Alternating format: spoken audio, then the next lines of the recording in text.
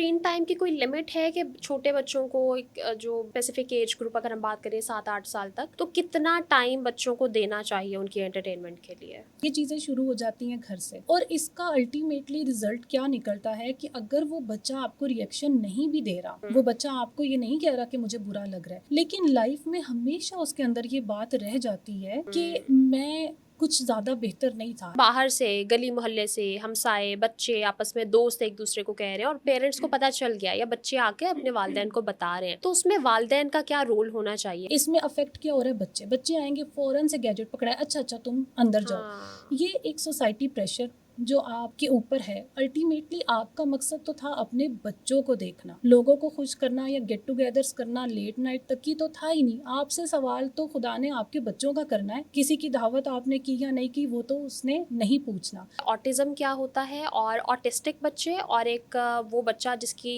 किसी और वजह से वैसे ही मेंटल हेल्थ इफेक्ट हुई है, इन दोनों में फ़र्क क्या होगा? अगर किसी के पास भी ऐसे बच्चे या मसाइल हैं तो वो एक दो वीडियोस देख के खुद से डायग्नोज ना करें। अगर हम आम तौर पर आवाम से ये कहें किसी से भी कि भई बच्चे को 7 साल तक स्कूल में दाखिल नहीं कराना, ये कौन कर रहा है? ये आप पेरेंट्स, कर रहे हैं ना, पेरेंट्स वालिदैन खुद कर रहे रहे हैं। तो फिर आप जब खुद कर रहे हैं फिर आप किसी और से क्या एक्सपेक्ट करते हैं? सबसे पहले तो आपका ये राइट बनता है कि हेल्दी कंपैरिजन करें।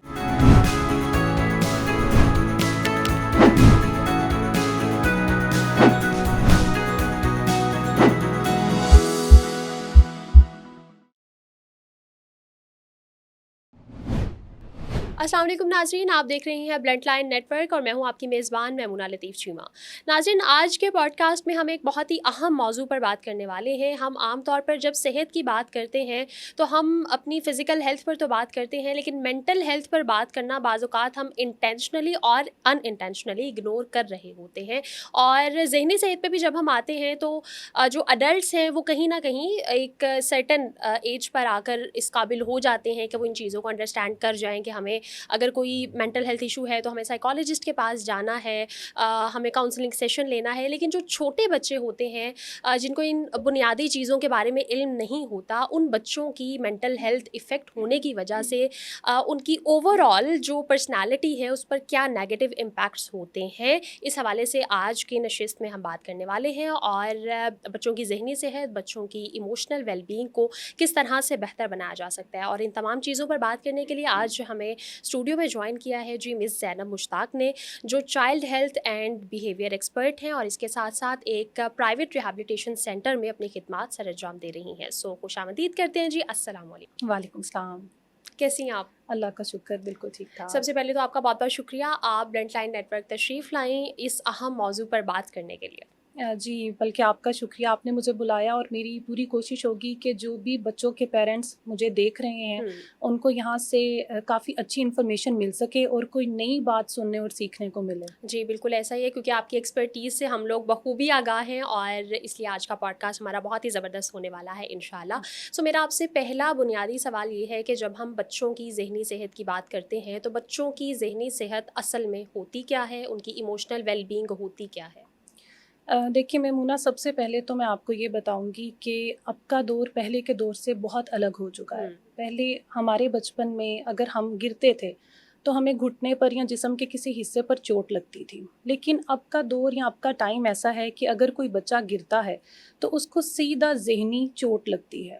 कंपटीशंस इस हद तक बढ़ चुके हुए हैं, बच्चों के ज़हनी मसाइल, जज़्बाती मसाइल इस हद तक बढ़ चुके हुए हैं कि हमें उसके बारे में बात करनी चाहिए और उसके बारे में उसके सॉल्यूशंस निकालने चाहिए कि किस तरह इन चीज़ों को रोका जा सकता है, कम किया जा सकता है। सही। अब अगर ज़हनी और जज़्बाती सेहत की बात करें तो ज़हनी सेहत से तो मुराद बच्चे की वो तमाम चीज़ें हैं जिसके लिए वो डायरेक्ट अपने मेंटल हेल्थ पे रिलाई कर रहा है, अपने दिमाग पे रिलाई कर रहा है, जैसे कि उसकी याददाश्त, उसका किसी चीज़ को याद करना, उसकी मेमोरी, स्टडीज़ में उसकी प्रोग्रेस कैसी है, ये सब चीज़ें उसकी मेंटल हेल्थ में सब चीज़ें आती हैं। जज़्बाती उसकी सेहत की बात करें तो उसका गुस्सा, उसके इमोशंस, उसका खुश होना और उसका नाराज़ होना, स्पेशली वो किन चीज़ों पे खुशी का इज़हार कर रहा है, किन पर वो परेशान हो रहा है और उन चीज़ों को वो किस तरीके से लेकर चल रहा है, ये सब जज़्बाती उसकी सेहत में आता है। अल्टीमेटली कहीं ना कहीं जाकर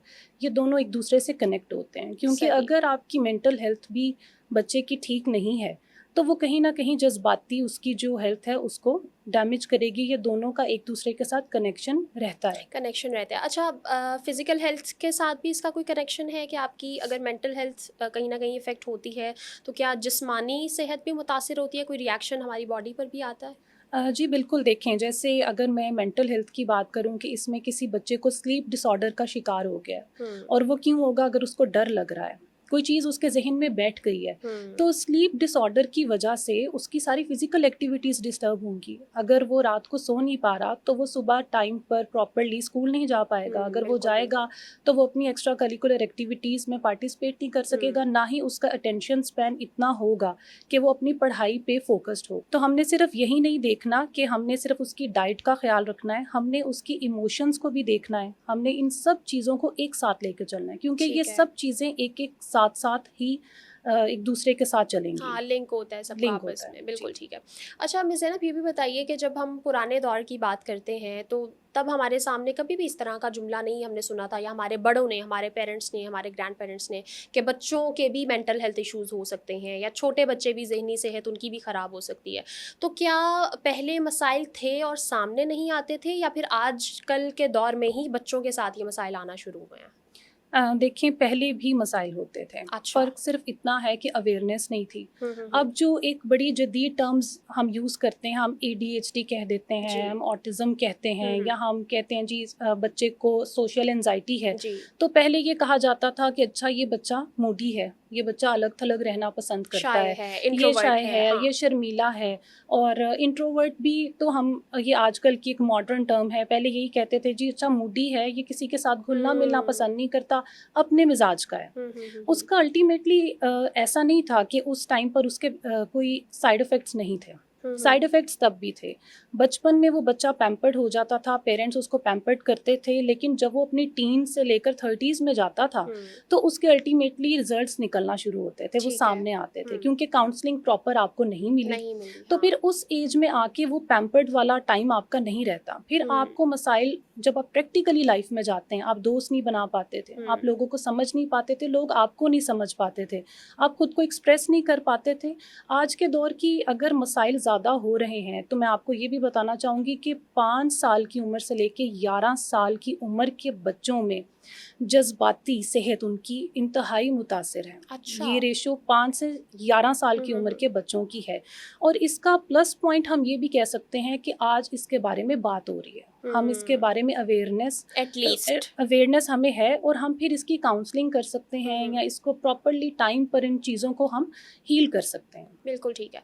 अच्छा, एक मेंटली हेल्दी बच्चा है, उसे कोई भी ज़हनी सेहत का कोई भी मसला नहीं है, तो उसकी क्या बेसिक निशानियाँ हैं जिनसे हम दे कह सकते हैं कि इस बच्चे को कोई इस तरह का मसला नहीं है और बड़ा खुश बच्चा है, अच्छा बच्चा है? जी बिल्कुल, अगर तो हम ये कहते हैं कि कोई बच्चा मेंटली हेल्दी है और वो इमोशनली भी स्टेबल है, हुँ, तो उसकी चंद निशानियाँ तो चंद जो फिंगर टिप्स पे हैं, वो सबसे पहले ये है कि ऐसा बच्चा कुछ ना कुछ नया करना चाहेगा। वो ठीक है। हर चीज़ में पार्टिसिपेशन करना चाहेगा। प्रोग्रेस मिसाल के अच्छी होगी। प्रोग्रेस उसकी अच्छी सही। होगी। अब उसमें उसको नाकामी होती है या नहीं, ये हम इस तरफ नहीं जाते हुँ, हैं, हुँ, लेकिन हुँ। वो अपनी एफ़र्ट एफ़र्ट करता करेगा, है, ठीक है, बिल्कुल। बिल्कुल मिसाल ठीक के है। तौर पे एक छोटा बच्चा है, घर में उसकी मदर कुकिंग कर रही हैं, हुँ, तो वो चाहेगा कि वो सैंडविचेज़ में केचअप लगाए या वो चीज़ हुँ, लगाए, वो इसमें करेगा।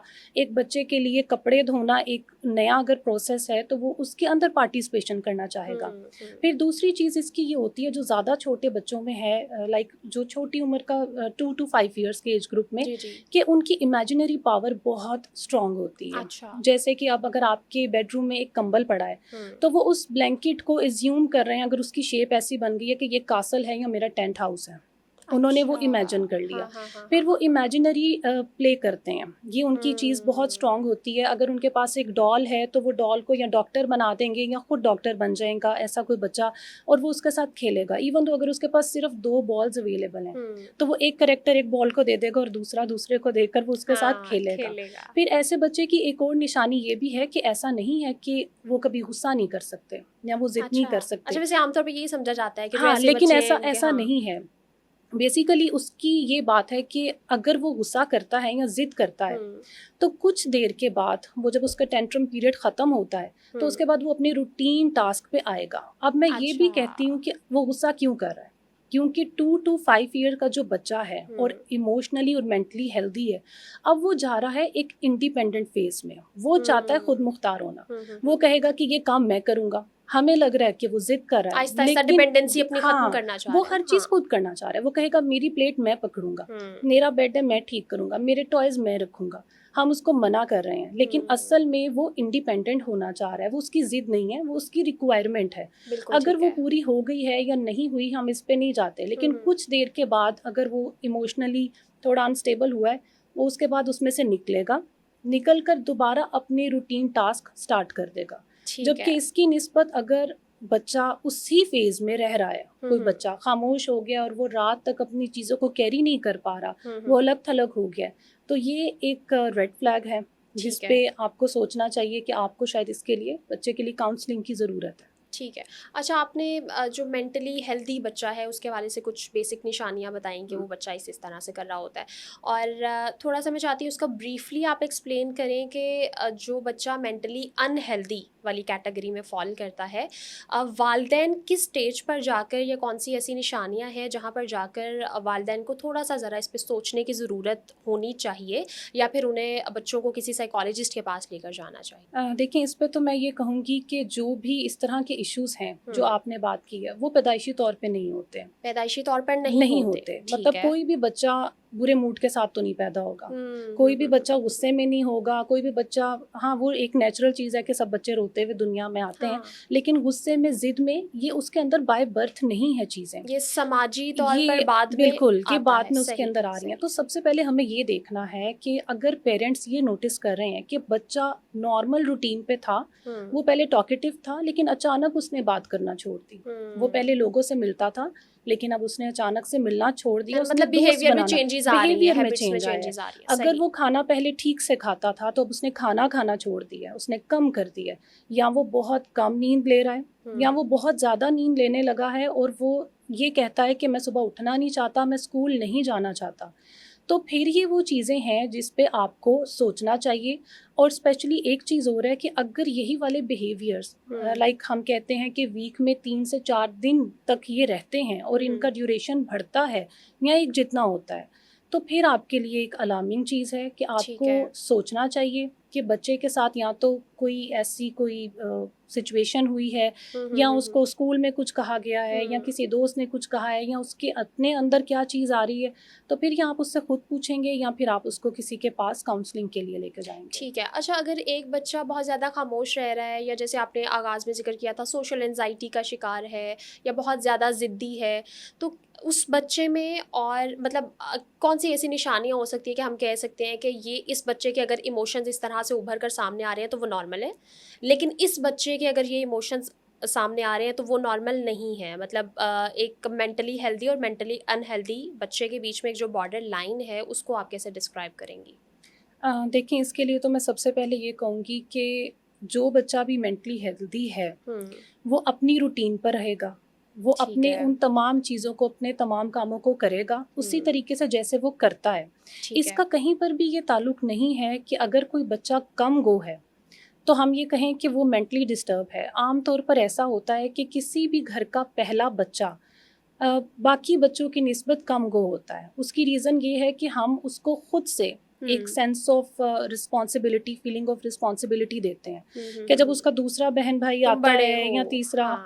तो वो हम उसको कहते हैं कि आप बड़े हो, अब आपने ख़्याल रखना है। तो हुँ, वो कहीं न कहीं अपने आप को बड़ा समझता है, बिल्कुल, फिर वो बिल्कुल। सोच समझ के बोलता है, अच्छा, फिर बाज़ वो औक़ात ऐसा भी होता है वो हुँ, बड़ा समझ के वो रोब डालना शुरू हो जाता है, नहीं मैं हाँ। बड़ा हूँ या बड़ी हूँ।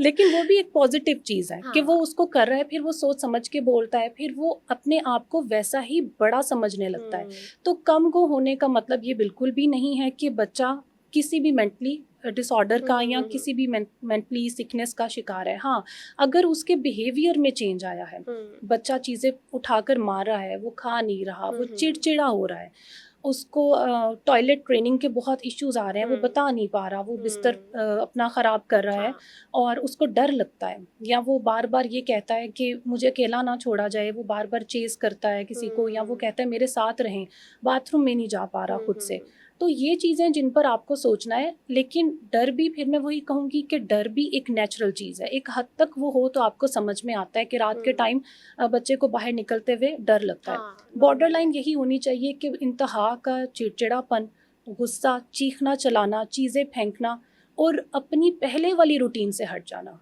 ठीक है, यानी यानी कि बच्चे बिहेवियर में की या तो जी, शिद्दत आ गई है या फिर कोई चेंज आ गया चेंज है। आ गया। ठीक है। अच्छा, जो छोटे बच्चे हैं वो ज़्यादातर वक्त स्कूल में गुजारते हैं, ज़्यादातर से मुराद के वो स्कूल से वापस आने के बाद भी जब होमवर्क कर रहे हैं, ट्यूशन जा रहे हैं, कुछ कर रहे हैं, वो सारा काम है तो उसको स्कूल वाला ही काउंट करती हूँ। तो इतनी देर जब आप स्कूल में रह रहे हैं और स्कूल वाली ही चीज़ें आके घर में भी वो सारा कर रहे होते हैं, तो उसका क्या हमारी जहनी सेहत पर असर होता है? मतलब बच्चों का जो स्कूल इन्वायरमेंट है वो क्या बच्चों की मेंटल हेल्थ को कहीं ना कहीं नेगेटिव वे में इम्पैक्ट उस पे कोई हो रहा होता है? क्या स्कूल का कोई रोल होता है, कोई टीचर का कोई रोल होता है? बच्चों में बाज़-औक़ात कंपैरिज़न किया जा रहा होता है। मुझे ऐसा लगता है कि ये बहुत बड़ी बात, बड़ा एक आपने अच्छा क्वेश्चन किया है, बड़ा इम्पॉर्टेंट है और इसको बहुत समझने की ज़रूरत है सबको। क्योंकि हमारा एजुकेशन सिस्टम ऐसा है कि हम 3 साल की उम्र से बच्चे को घर से निकाल देते ऐसा ही हैं। है। हम उसको 3 साल में प्ले ग्रुप में भेज देते हैं। हुँ, उसके बाद वो स्कूल पे डिपेंड कर रहा है। फिर वो यूजुअली जो हमारे यहाँ होता है वो ट्यूशन वाली बाजी पे डिपेंड कर हाँ, रहा है। फिर वो सपारे वाले कारी हमारे साहब। कारी साहब पे हुँ, डिपेंड कर रहा है। फिर वो चंद घंटे अपनी माँ के पास है। तो हम ये हुँ, नहीं कह सकते कि इसमें स्कूल का कोई रोल ही नहीं होगा। अब स्कूल और टीचर या तो उसको बना देगा या उसको तबाह कर देगा।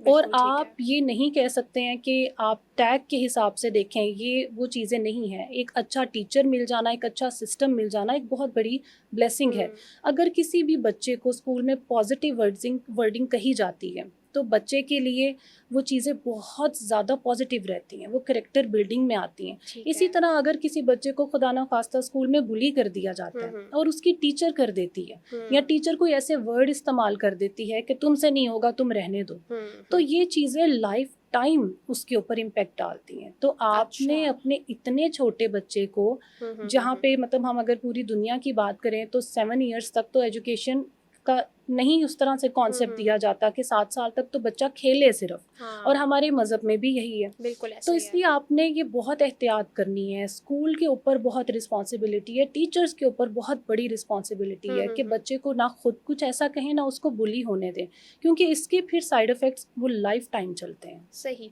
अच्छा, आपने बड़ी अच्छी बात की है कि 7 साल से पहले तक बच्चों की वो एक खेलने-कूदने की उम्र होती है और उसके बाद जाकर उनमें इतनी एबिलिटी डेवलप हो पाती है कि बच्चे पढ़ सकें और आगे सारी जो उनकी लर्निंग कैपेसिटी है वो आहिस्ता-आहिस्ता एनहांस होती है। लेकिन अगर हम आम तौर पर आवाम से ये कहें, किसी से भी, कि भई बच्चे को 7 साल तक स्कूल में दाखिल नहीं कराना, तो वो तो सीधा-सीधा जवाब होगा, भई हम तो 3-4 साल में करा देते हैं, बच्चे के 3-4 साल ज़ाया हो जाएँगे, वो पीछे रह जाएगा, उसके जो इस एज ग्रुप के कज़न्स हैं वो तो मतलब वो फिर ग्रेड 5 में होंगे और ये ग्रेड 1 में होगा। तो वो जो एक कंपैरिज़न है, वो चीज़ है, मतलब क्या हम, आपको लगता है कि पेरेंट्स को कन्विंस कर सकते हैं इस चीज़ पर? मुझे लगता है यहाँ आपकी बात से एक बहुत अच्छा पॉइंट निकला है कि सबसे पहले तो जो बुली करने वाले होते हैं, I am very sorry to say हुँ, दिस, हुँ। कि हम घर से शुरू कर देते हैं। अच्छा। ये जो कंपैरिजन है ये क्या है? आपका कज़न ये कर रहा है, आपने ये हुँ, नहीं किया। फिर सबसे बड़ा जो हमारा अलमिया है वो ये है कि अगर 2 बच्चे एक ही साल में पैदा हो जाते हैं, हुँ। तो सारी ज़िंदगी उनके बीच में बिल्कुल कंपैरिज़न ऐसा होता ही है। है। उनको कहा जाता है वो मेरे बच्चे के 2 हाँ, दाँत निकल आए, आपके बच्चे के कितने निकले? अच्छा, बिल्कुल। उसने क्राउलिंग शुरू कर दी, आपके बच्चे ने क्राउलिंग हुँ, की, अच्छा वो तो चलना शुरू हो गया, वो सॉलिड पे आ गया, आपका बच्चा आया सॉलिड पे। फिर वो स्कूल चला जाता है, फिर कंपैरिज़न, फिर उसकी ग्रेडिंग क्या होती है, फिर कंपैरिज़न। हुँ। तो ये कौन कर रहा है? ये आप पेरेंट्स, कर रहे हैं ना, पेरेंट्स वालिदैन खुद कर कर रहे रहे हैं, हैं। हाँ। तो फिर आप जब खुद कर रहे हैं, फिर आप किसी और से क्या एक्सपेक्ट करते हैं? सबसे हुँ, पहले तो आपका ये राइट बनता है कि हेल्दी कंपैरिज़न करें। हेल्दी कंपैरिज़न क्या है कि बेटे कल आपने ये वाला फ्रूट खाया था, आज आपने उतना ही खाना है या उससे थोड़ा-सा ज़्यादा खाना है। हुँ। बेटे आपने इतनी मार्क्स लिए थे, 40% लिए थे, कोई बात नहीं, इस बार हम 45% पे आएँगे। आप हम उसको तो कहते हैं हेल्दी, 40 से डायरेक्ट 90 पे जाओ बेटा। और देखिए हर बच्चे की अपनी कैपेसिटी है, हाँ। हर बच्चा 90% पे जा भी नहीं सकता। कोई बच्चे हुँ, 65% कर रहे हैं, कोई 70% कर रहे हैं। हमारे अपने जो इतने सारे साइंसदान हैं, आइंस्टाइन है, हुँ, न्यूटन है, हुँ, हम हुँ। उनकी एग्जांपल्स देखते हैं, उनमें से कई बच्चे स्कूल ड्रॉप थे। बिल्कुल, और बिल्कुल, उसके बिल्कुल। बाद क्या था, उनके ऊपर प्रेशर था, लेकिन फिर दुनिया ने उनके कदम भी चूमे क्योंकि वो किसी अपनी एक चीज़ में बहुत माहिर थे। तो पेरेंट्स को ये चाहिए कि ये वाला प्रेशर जो वो देते हैं कि 90% 95% की बजाय अपने बच्चे की स्किल्स को देखें उसके अंदर क्या ऐसी ख़ास बात है जिसको वो आगे लेके जा सकते हैं। और अगर आपके बच्चे का इंटरेस्ट है किसी चीज़ में तो उसी चीज़ को कल को आप उसका एम, उसका प्रोफेशन बना सकते हैं। अब मिसाल के तौर पे कोई बच्चा 65% ले रहा है, कल को उसको हमें पता चलता है कि वो क्रिकेट में इंटरेस्टेड है और हमने उसको एक क्रिकेटर बना दिए। प्लेग्राउंड में उससे कोई नहीं पूछेगा तुम्हारे कितने परसेंट मार्क्स आते थे, बिल्कुल बिल्कुल कोई भी नहीं। सब ये देखेंगे कि वो कैसी फील्डिंग कर रहा है, वो क्या परफॉर्म कर रहा है। इवन तो हम जॉब में आ जाते हैं, हम प्रैक्टिकली थोड़ा देखते हैं कि आप हैं या कोई और अपनी जॉब कर रहा है, किसी ने कभी ये नहीं पूछा कि तुम्हारी ग्रेडिंग क्या थी। सब आपकी स्किल को देख रहे हैं, आपकी एबिलिटी को देख रहे हैं।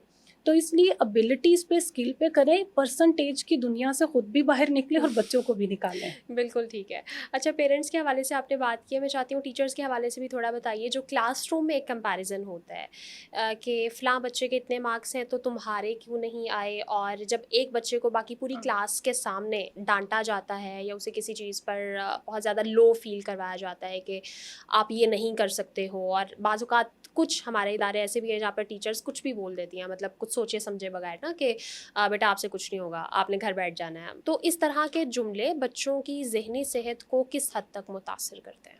देखिए, अगर हम सबसे पहले बात करें ना कि हमारे एक हाथ में जितनी उंगली हैं वो सब एक दूसरे से अलग हैं, वो एक जैसी नहीं है। फिर हम बात करते हैं कि इस दुनिया में इतने सारे इंसान हैं लेकिन किसी का फिंगरप्रिंट भी दूसरे से मैच नहीं करता। फिर हम ये कैसे एक्सपेक्ट कर लेते हैं कि हम एक बच्चा दूसरे बच्चे के साथ compete करें या एक बच्चा दूसरे बच्चे जैसे मार्क्स लेकर आए। अब अगर आप थोड़ा सा ब्रॉड हम इसको लेकर चलते हैं कि अगर हम किसी शॉपिंग मॉल में जाएं या किसी रशी एरिया में जाएं जहां पर कोई फैमिलीज़ हो, और कई बार आपने भी नोट किया होगा कि माएँ अक्सर प्रेशर में आकर बच्चों को डांटती हैं या स्नब कर देती हैं या हल्का सा डांट डपट करके मारती हैं। वो बच्चा क्या करता है, अगर आप उसकी बॉडी लैंग्वेज देखें तो वो बच्चा सबसे पहले अपने आई कॉर्नर से इर्द गिर्द देखता है कि किसी ने सुना तो नहीं, किसी ने देखा तो नहीं। एक इतना छोटा बच्चा, और वो फिर सबके सामने किसी और तरह रिएक्ट करेगा, घर जाके वो आपके साथ कुछ और करेगा।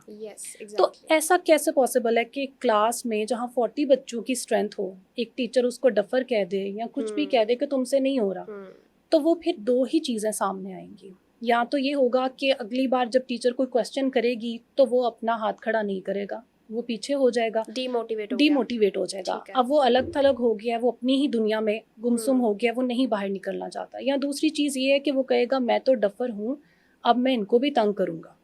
वो हर स्टूपिड क्वेश्चन करेगा, सब बच्चे उस पर हंसेंगे और वो इस चीज़ को इंजॉय करेगा कि ठीक है मेरा तो टैग ही गई है ना कि मैं तो हूँ ही बुरा, तो फिर वो इस चीज़ के ऊपर आ जाएगा। तो इस तरीके से अगर टीचर उसको, टीचर का जो रोल है वो तो जैसे कहते हैं कि जिस्म में रूह फूंकते हैं ना, बिल्कुल। अगर टीचर पॉजिटिवली चलता है और बार बार उसको कहता है कि यू कैन डू इट, तो मुझे लगता है कि वो बच्चा, उसके लिए कुछ भी इम्पॉसिबल नहीं है। बिल्कुल ठीक है।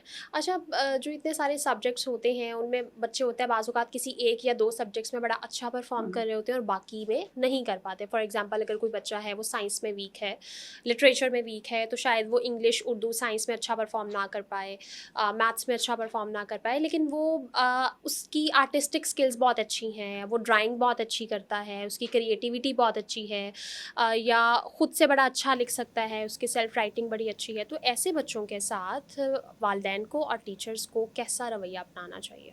वो तो यही कहेंगे बेटा बहुत अच्छा लिख रहे हो, बहुत अच्छा कर रहे हो, लेकिन इन बाकी सब्जेक्ट्स में मार्क्स क्यों नहीं आ रहे? तो ओवरऑल रिजल्ट जो है वो इफेक्ट होता है। देखिए, इसका मैं यही कहूँगी कि अगर एक बच्चा मैथ्स नहीं समझ पा रहा लेकिन वो बाकी वो कहानी बड़ी अच्छी लिख लेता है, वो कहानी सुना बहुत अच्छी लेता है, तो हो सकता है कल का वो एक बड़ा कामयाब एंकर हो। एक बच्चा बहुत अच्छा आर्ट करता है तो वो बहुत अच्छा आर्टिस्ट हो। तो आप अगर जब उसको फोर्स कर रहे हैं कि वो उन सब्जेक्ट्स में भी बहुत ज़्यादा आगे जाए, या माँ बाप यूँ भी करते हैं कि बच्चे का प्रोफेशन, उसकी डायरेक्शन चेंज करने की कोशिश करते हैं जिस सब्जेक्ट में वो नहीं है या उसको इंटरेस्ट नहीं है, तो एक नाकाम डॉक्टर होने से कहीं ज़्यादा बेहतर नहीं है कि आप एक कामयाब आर्टिस्ट बन जाएं। अरे वाह। तो इसलिए मुझे लगता है कि टोटली चीज़ें चेंज करने की बजाय अपने बच्चे की स्किल देखें, उसका इंटरेस्ट ढूंढें कि वो किस चीज़ में इंटरेस्टेड है। और मज़े की बात ये है कि आपको बच्चे का इंटरेस्ट तब पता चलेगा जिस चीज़ पे उसको सबसे ज़्यादा डांट पड़ती है। वही चीज़ वो सबसे ज़्यादा उसके अंदर इंटरेस्टेड होगा। मिसाल के तौर पे अगर एक बच्चा थक रहा है, फिर भी वो थकते-थकते कोई काम करना चाह रहे हैं। जैसे कि आप वो थक रहे हैं, सोने के लिए रेडी, और आप उसे कहते हैं आओ साइक्लिंग करने चलें, आओ बॉक्सिंग करने चलें, और वो फ़ौरन उठ रहा है, तो इसका मतलब है वो उसमें इंटरेस्टेड है। आप ओके। बच्चे को फिर उस तरफ को ले जाएँ। वही बात है कि उसके शौक को उसका एम बना दें, उसका प्रोफ़ेशन बना दें। ठीक है। अच्छा, हमने पहले बात की कि जो क्लासरूम में कंपैरिज़न होता है उस हवाले से भी बात की, और कज़न्स का जो वालिदैन कंपैरिज़न कर रहे होते हैं अपने बच्चों के साथ, उस पर भी हमने बात की है। तो बाज़ औक़ात ऐसा भी होता है कि वालिदैन बहन भाइयों के साथ यानी अपनी ही औलाद का आपस में कंपैरिज़न कर रहे होते हैं कि बेटा तुम्हारे भाई ने तो ये कर लिया, बहन ने तो ये कर लिया, तुमने नहीं किया। तो कज़न्स वाली चीज़ तो कहीं न कहीं बच्चों को डिस्टर्ब कर रही है, लेकिन बहन भाइयों से ज़ाहिर है आपका एक खूनी रिश्ता भी है, बहन भाई आपस में रोज़ाना खेलते भी हैं, बैठते भी हैं। तो क्या ये चीज़ उस एक बच्चे जिसको थोड़ा-सा डिग्रेड किया जा रहा है, क्या उस पर इस तरह का तो कोई असर नहीं डालती कि वो अपने उस बहन या भाई जिसके साथ कंपेयर किया जा रहा है, उसके साथ ही थोड़ा-सा वो पीछे हो जाए, या कहे भई उसको अपना थोड़ा वो हो जाए कि भई ये तुम अच्छा कर रहे हो ना, ठीक है। तो वो दुश्मनी नहीं जैसे इंसान पाल लेता थोड़ी-सी, या थोड़ा-सा ग्रज रखना शुरू हो जाता है?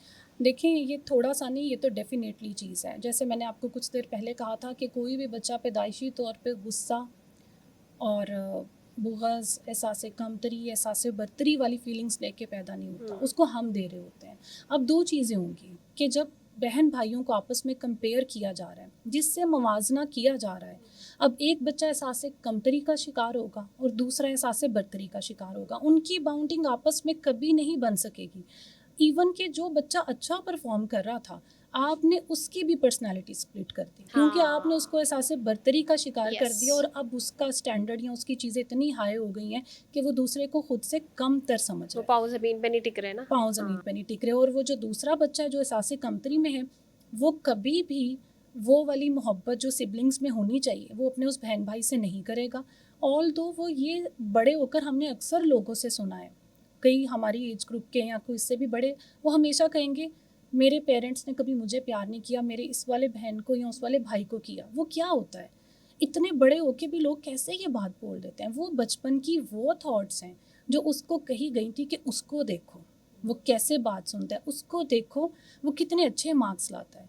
तो वो चीज़ उसको रिलेट कर देती है कि ये मुझसे प्यार नहीं करते, और ये बात फिर सारी ज़िंदगी ख़त्म नहीं होती। वो अपने मिड एज में जाके भी यही कहता है कि मेरे माँ-बाप मेरे फलाने बहन भाई से ज़्यादा प्यार करते थे। तो हाँ, ये अक्सर ना ऐसा करें। होता है, सुनने में आता है। कंपैरिज़न तो आपको आपके बच्चे की शख्सियत को तबाह कर देगा, अगर उसकी ज़ात के सिवा किसी और से आप कर रहे हैं, तो ये मत करें।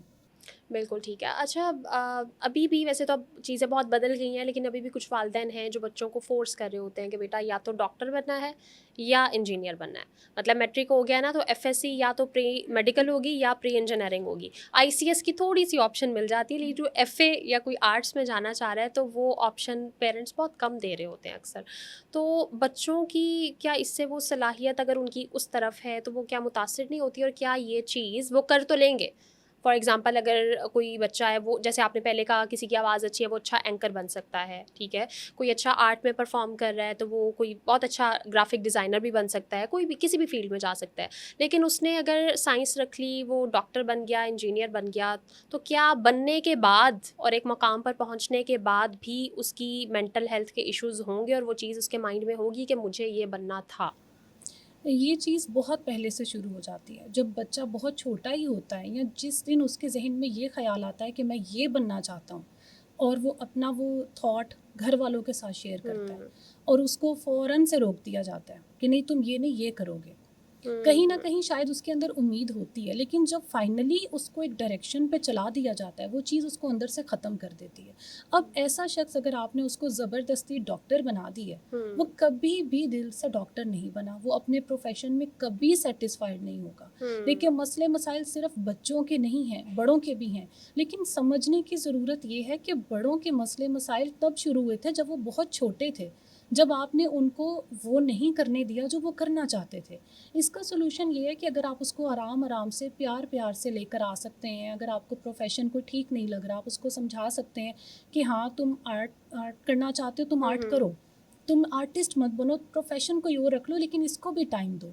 लेकिन अल्टीमेटली ये डिसीज़न बच्चे का खुद का होना चाहिए, और इस चीज़ का इफ़ेक्ट इसलिए भी ज़्यादा होता है कि मुझे लगता है कि पेरेंट्स बच्चे को, के ऊपर कब्जा करना चाह रहे होते हैं, उनको हाँ। लगता है कि ये हमारी मलकियत है। ऐसा ही है। तो जब आप मलकियत छोड़ के उसको ये समझेंगे ना कि ये एक इंडिविजुअल पर्सन है अपनी सोच के साथ, अपनी थिंकिंग, अपनी थॉट्स के साथ, उसका अपना एक स्कूल ऑफ थॉट्स है, तो वो जो करना चाहे आप उसका साथ दें, तो वो एक कामयाब इंसान ही बनेगा, आपको कभी भी डिसअपॉइंटमेंट नहीं होगी। बिल्कुल ठीक है।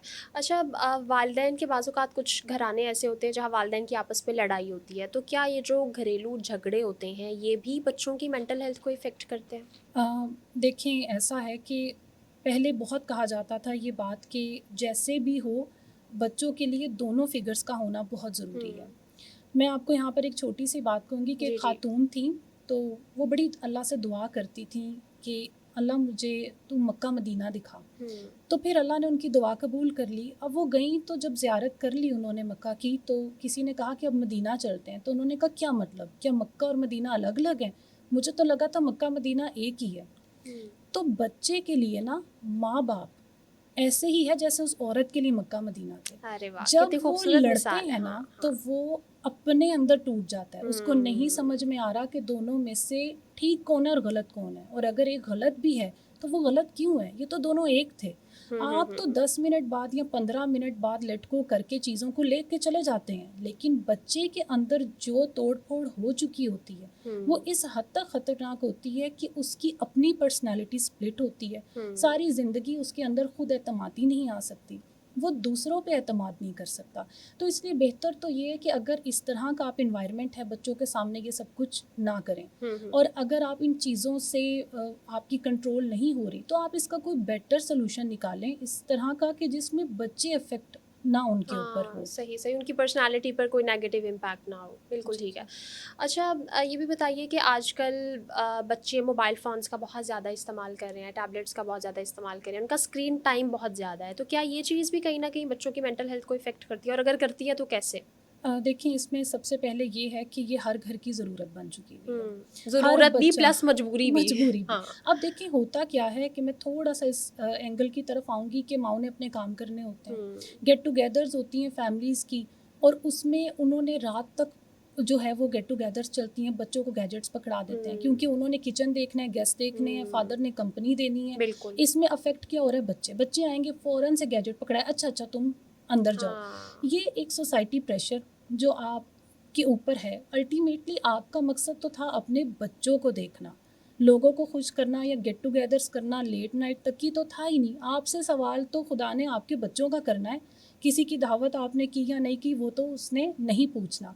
अब जो गैजेट्स दिए जाते हैं, इसका मैं आपको याद होगा कि अगर आपने कभी बचपन में देखी हो, मैना की कहानी लगा करती थी, एक कार्टून्स थे। आई डोंट रिमेंबर, लेकिन होगी। वो मेरे बचपन के थे, शायद आपके नहीं। उसमें क्या था, वो बड़ी स्लो स्टोरी चलती थी अच्छा। और हम उसको बैठकर देखते थे। हुँ। फिर उसके अंदर कमर्शियल ब्रेक आती थी, कमर्शियल ब्रेक के बाद दोबारा हम उसका बाकी का हिस्सा देखते थे। अब आप देखें कि बच्चों के अंदर कितनी ज़्यादा एक बिहेवियर का उनका इस तरह से है कि वो टिक नहीं सकते, वो देखते नहीं हैं। उसकी वजह क्या है कि अब कोकोमेलन हर घर में है। हाँ, बिल्कुल। बड़ों कोकोमेलन को भी याद हो गई है। अब वो इतनी तेज़ी से सीन्स बदलता है कि हाँ। बच्चों का डोपामाइन स्पाइक स्टिमुलेट हो जाते हैं वो उनके अंदर सब्र ही नहीं है। चीज़ें इतनी तेज़ी से बदल रही हैं कि वो स्लो स्क्रीनिंग पे तो जाते ही नहीं है, जा ही नहीं सकते। इसका रिज़ल्ट ये निकल रहा है कि वो एक चैप्टर भी नहीं पढ़ सकते। वो बोर हो जाते हैं, वो कहते हैं नहीं। हाँ, कुछ लोग कहते हैं एक टर्म आ गई है कि जी विजुअल ऑटिज़्म, जिसको नहीं है, ऑटिज़्म को ट्रिगर ज़रूर कर देती है स्क्रीनिंग, लेकिन ऐसा नहीं है कि स्क्रीनिंग से चीज़ें हो रही हैं। हाँ, स्क्रीनिंग आप अगर कंट्रोल नहीं कर रहे हैं, आप इसका सॉल्यूशन ये है कि अगर आपने बच्चे को देना है 1 घंटे के लिए या 2 घंटे के लिए, आप उसके साथ बैठें। आप उसके साथ बैठे और उससे क्वेश्चनिंग करें कि बेटा ये क्या हो रहा है? आप क्या देख रहे हो? अच्छा इसको देखो, यानी उसको पूरा महव ना हो जाने दें। और अगर आपके घर में एक ऑप्शन है टीवी की, तो टीवी पे कार्टून्स करते हैं, क्योंकि उससे बच्चा अपने एनवायरनमेंट से भी फेमिलियर होगा ओके, कि कहाँ सही, बैठा हूँ सही, मैं, क्या सही, वो सही। सारे का सारा मगन नहीं हो जाएगा उसमें। अच्छा, स्क्रीन टाइम की कोई लिमिट है कि छोटे बच्चों को एक जो स्पेसिफिक एज ग्रुप अगर हम बात करें 7-8 साल तक, जब हम कहते हैं कि जो गैजेट्स में से जो रेज़ निकल रही होती हैं वो भी बच्चों की स्किन को और ओवरऑल बच्चों को इफ़ेक्ट कर रही होती हैं, मतलब उनके हेल्थ इश्यूज़ भी इस वजह से हो रहे होते हैं। तो कितना टाइम बच्चों को देना चाहिए उनकी एंटरटेनमेंट के लिए? 0 टू 2 ईयर्स तक तो सवाल ही पैदा नहीं होता कि आप ठीक है। उनको दें, लेकिन हाँ, अक्सर लोग दे देते हैं, लेकिन उसमें नहीं होना चाहिए। उसके है। बाद हम बात करते हैं कि इससे अबव बच्चे जो हैं, उनका आधा घंटा 45 मिनट्स। फिर हम ओके। 10-11 साल तक के बच्चों की बात करते हैं, तो उनका दिन में 2 घंटे, उसमें अगर वो गेम खेल लेते हैं या वो कोई अपनी मर्ज़ी का कुछ कार्टून्स देख रहे हैं, तो ये 2 घंटे तक इसकी लिमिट जा सकती है। और इसके साइड इफ़ेक्ट्स इस तरह से है कि अगर वो बच्चा रात के टाइम मोबाइल देख रहा है, तो मोबाइल की लाइट आपके ब्रेन को इस तरह से डॉज करती है कि आपको लगता है या आपके ब्रेन को मैसेज मिल रहा है कि इट्स डे टाइम, अभी रात नहीं हुई, तो बच्चे का ब्रेन एक्टिव रहेगा। जबकि अगर आपको देना आपकी मजबूरी है, आप दे रहे हैं, तो शाम के बाद ये वाली एक्टिविटीज़ बंद कर दें, ताकि ठीक है। आहिस्ता आहिस्ता ब्रेन आपका चीज़ों को समझे और आप वापस अपनी रूटीन में आए। रात को आपको सोने में प्रॉब्लम ना हो बच्चे को, उसका ब्रेन रिलैक्स हो जाए। ठीक है। अच्छा, आजकल बच्चों में बॉडी शेमिंग वाली चीज़ भी बहुत ज़्यादा है।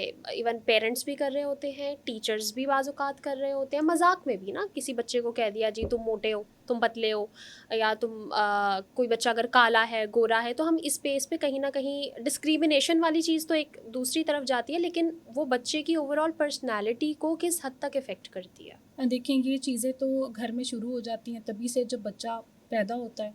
उसकी हुँ। कोई भी चीज़ हो तो किसी का कोई नाम रख दिया जाता है, हाँ। किसी का कोई रख सबसे दिया पहली जाता है। चीज़ ये होती है इसका नाक, इसकी नाक किस हाँ, पे है, मैं आँखें वैसे किस ये पे कहने है। लगी थी और मैं हाँ। कहते-कहते रुक गई कि अक्सर ये बात हो जाती है, अच्छा इसकी नाक इस पे चली गई, इवन इसका अक्सर रंग। किसी का बच्चा हुँ, पैदा हुआ है ना, तो मैं अक्सर ऑब्जर्व करती हूँ कि कॉल पे भी कोई हुँ, अगर फैमिली वहाँ मौजूद नहीं है ना, कॉल पे पूछ रहे होते हैं अच्छा किस पे गया है। हुँ। और मैंने तो यहाँ तक देखे हैं कि इस तरह के नाम रख दिए जाते हैं बच्चों के ना, स्पेसिफिकली कि अच्छा अगर वो उसका रंग थोड़ा-सा सांवला सांवला है है। तो उसका नाम हाँ। उस तरह से रख दिया हाँ। जाएगा। ये चीज़ें शुरू हो जाती हैं घर से। हुँ। और इसका अल्टीमेटली रिज़ल्ट क्या निकलता है कि अगर वो बच्चा आपको रिएक्शन नहीं भी दे रहा, वो हुँ। बच्चा आपको ये नहीं कह रहा कि मुझे बुरा लग रहा है, लेकिन लाइफ़ में हमेशा उसके अंदर ये बात रह जाती है कि हुँ। मैं कुछ ज़्यादा बेहतर नहीं था। एहसास-ए कमतरी उसके अंदर रह जाता है। मैं एक मिली एक खातून थी हुँ, हुँ। और वो ऑलमोस्ट 50 इयर्स की थी। हुँ। और वो अपनी कोई बात शेयर कर रही थी और उन्होंने अपना कोई बड़ा दुःख बताया कि मेरे से लाइफ में कुछ गलत डिसीजंस हुए। तो मैंने उनसे पूछा कि आपसे क्यों ऐसे हुए हाँ। या शादी करने में आपने ऐसे क्यों किया?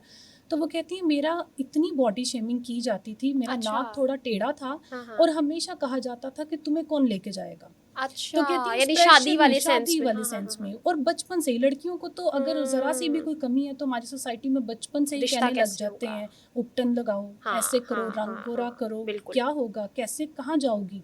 तो वो कहती है मैंने उस प्रेशर में आकर अपनी लाइफ़ का एक गलत और जल्दबाज़ी का डिसीज़न ले लिया कि अगर ठीक है कोई है तो व्हाई नॉट, मुझे शादी कर लेनी चाहिए। हुँ, हुँ, तो हुँ, ये हुँ। अल्टीमेटली पूरी ज़िंदगी आपके ऊपर ये चीज़ अफ़ेक्ट करती हाँ, है। हाँ, तो हाँ, ये हाँ, हाँ, हाँ। कंपैरिज़न और कोई नाम रखने और बुली करना, ये काफ़ी ख़तरनाक हद तक फैल चुकी हैं हमारी सोसाइटी में। अच्छा, ये भी बताइए कि अगर वालिदैन, जैसे हमने बात की बुलिंग की, तो अगर वालिदैन बच्चों के साथ बड़े अच्छे तरीके से हैं, मतलब बच्चों के साथ वो बुलिंग वाली चीज़ उन्हें वो फैमिली से भी नहीं मिल रही है, स्कूलिंग भी उनकी ठीक है, लेकिन उन्हें बाहर से, गली मोहल्ले से, हमसाए, बच्चे आपस में दोस्त एक दूसरे को कह रहे हैं और पेरेंट्स को पता चल गया या बच्चे आके अपने वालिदैन को बता रहे हैं, तो उसमें वालिदैन का क्या रोल होना चाहिए? वालिदैन किस तरह से बच्चे में कॉन्फिडेंस को गिरने से बचा सकते हैं, और वो जो बच्चे के दोस्त हैं उनके साथ वो किस तरह से डील कर सकते हैं ताकि उनके अपने बच्चे की वो पर्सनालिटी ख़राब ना हो? यहाँ पर मैं एक चीज़ कहूँगी कि बहुत ज़रूरी है पेरेंट्स के लिए कि अपने बच्चों को डिफ़रेंस बताएँ, मज़ाक हुँ। में और बुली में। ठीक है। आपको पता होना चाहिए कि मज़ाक वो चीज़ है जिससे आपको खुशी मिलती है। हुँ। बुली वो चीज़ है जो आपको तकलीफ़ दे रही है। ट्रिगर करती है, अब हाँ। होता क्या है कि मैं यहाँ आपके पहले वाली फ़ेज़ पे जाऊँगी, जो आपने पहले क्वेश्चन पूछा था कि माँ-बाप के आपस में रिलेशंस। हुँ। अब होता ये है कि जब फ़ीमेल को इंसल्ट किया जा रहा हो या मदर को इंसल्ट किया जा रहा हो, ऐसा एनवायरनमेंट हो, तो बच्चे ये समझते हैं कि आपका जो पार्टनर है या आपका जो दोस्त है, वो आपको बुली कर सकता है, वो आपकी इंसल्ट कर हुँ। सकता है, क्योंकि माँ उनकी रोल मॉडल है। जब वो अपनी माँ को ज़लील होते हुए देखते हैं हाँ। और वो देखते हैं कि उसकी इंसल्ट हो रही है, वो खामोश है, उसको डाँटा जा रहा है, सह उसको रही है, ताने हाँ। मिल रहे हैं, और फिर उसमें एक शख्स नहीं, काफ़ी सारे लोग पार्टिसिपेट कर सकते हैं, आपकी इन-लॉज़ में कोई भी अगर हैं, कोई भी कर रहा है, तो बच्चे ये समझने लगते हैं कि ऐसा ही है।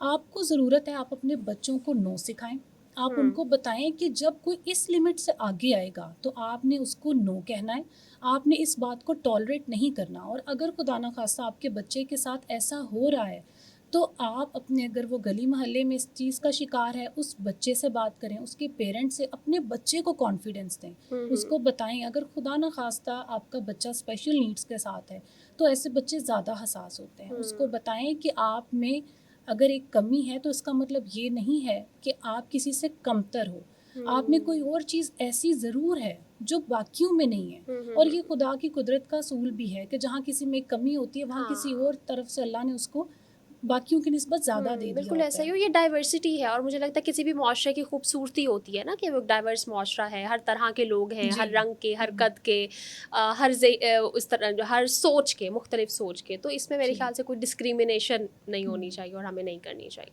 तो इसमें यही पेरेंट्स का रोल है। अगर स्कूल में कहीं पर ये चीज़ है तो स्कूल में टीचर से बात की जाए, लेकिन अपने बच्चों को डिफरेंस बताएं और बुली होने से उनको खुद भी स्टैंड लेना सिखाएं। बिल्कुल ठीक है। अच्छा, ऑटिज़म पे थोड़ी-सी बात पहले भी हुई, मैं चाहती हूँ उसको थोड़ा-सा अगर आप ब्रीफली एक्सप्लेन कर सकें कि ऑटिज़म क्या होता है और ऑटिस्टिक बच्चे और एक वो बच्चा जिसकी किसी और वजह से वैसे ही मेंटल हेल्थ इफ़ेक्ट हुई है, इन दोनों में फ़र्क क्या होगा? देखिए, अगर किसी की मेंटल हेल्थ अफेक्ट हुई है, यानी कि उसको नफ्सियाती या जज्बाती मसाइल हैं, वो तो फॉर द टाइम बीइंग है। ठीक है। वो रोएगा धोएगा और उसके बाद वो अपनी बात मान ली जाएगी तो खामोश हो जाएगा, या फॉर द टाइम बीइंग अगर नहीं भी मानी जाती तो बाद में वो छोड़ देगा, ठीक है। या चंद दिनों के उसको मसाइल हैं, उसको नींद नहीं आ रही या कुछ भी। अब ऑटिज़म तो एक ऐसी चीज़ है जो आपकी बाय बर्थ है और ये चीज़ आपके साथ साथ चलती है। इसको कम तो किया जा सकता है, इसको ख़त्म नहीं किया जा सकता। अच्छा। अब अगर आप देखते हैं कि 2 बच्चे हैं एक कमरे में, एक को एंग्ज़ायटी है और एक को ऑटिस्टिक बच्चा है, तो आप अपनी उँगली पॉइंट करते हैं छत की तरफ और कहते हैं कि वो देखो जहाज़। तो जो एंग्ज़ायटी वाला बच्चा होगा वो आपकी उँगली देखेगा पहले, फिर वो छत की तरफ देखेगा। लेकिन जो ऑटिस्टिक बच्चा होगा वो आपको देखेगा ही नहीं, वो समझेगा ही नहीं, वो आपको आई कॉन्टैक्ट नहीं देगा।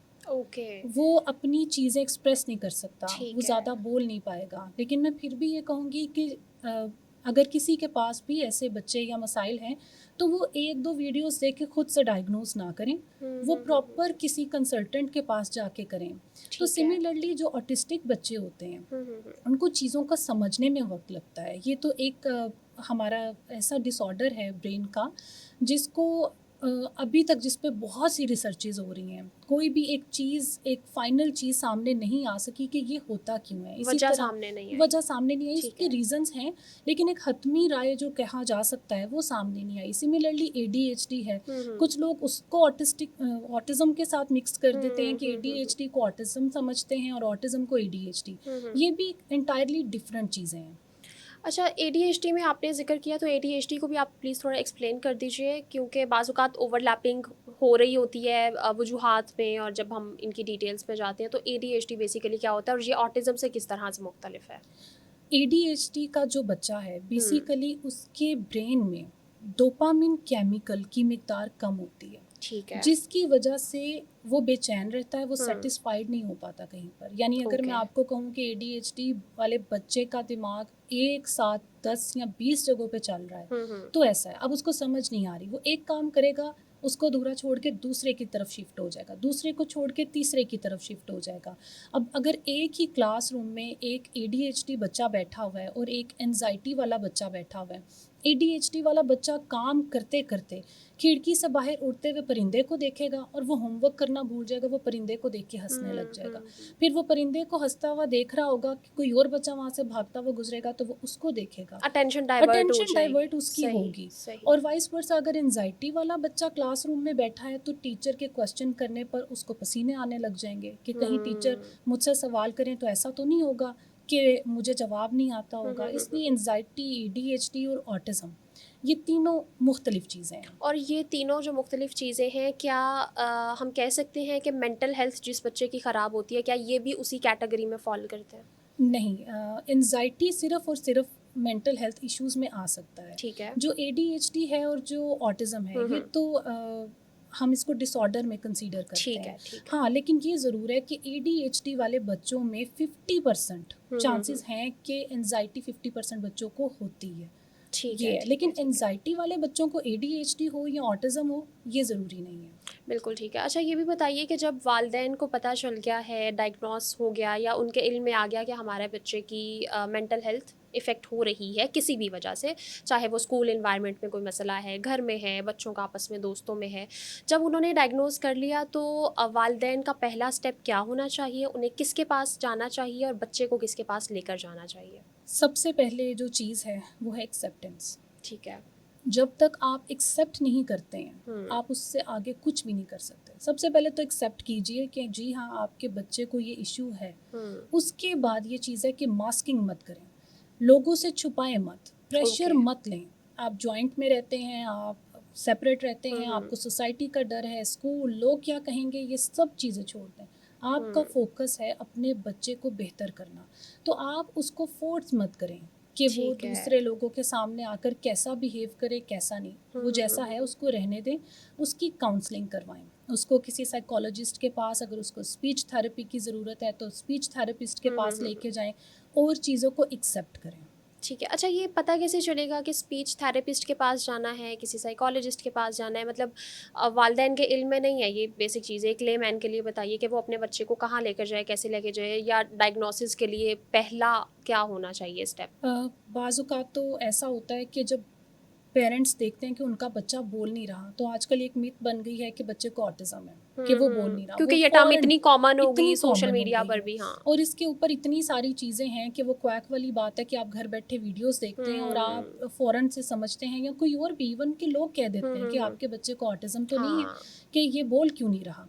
तो सबसे पहले तो ये है कि ना बोलने को आपने ऑटिज़म की कैटेगरी में नहीं लाना। अगर आपका बच्चा बाकी सब कुछ कर रहा है, आपको आई कॉन्टैक्ट दे हुँ, रहा हुँ, है, हुँ। आपको इशारों में समझा रहा है, वो उसके अंदर कोई ऐसा अनयूजुअल चीज़ नहीं है, वो हुँ, बिला हुँ। वजह चीज़ें पटक के रो नहीं रहा, हुँ, हुँ, हुँ, वो हुँ। आपको अपनी बात समझा रहा है और सिर्फ स्पीच में पीछे है, तो सबसे पहले तो बेस्ट ये है कि आप अपने फैमिली डॉक्टर के पास जाएँ, उससे ठीक है। अपना कंसर्न शेयर करें। हुँ। वो आगे आपको कहीं पर भी बेहतर जगह पर रिकमेंड कर सकता है। ओके, बिल्कुल ठीक हो गया।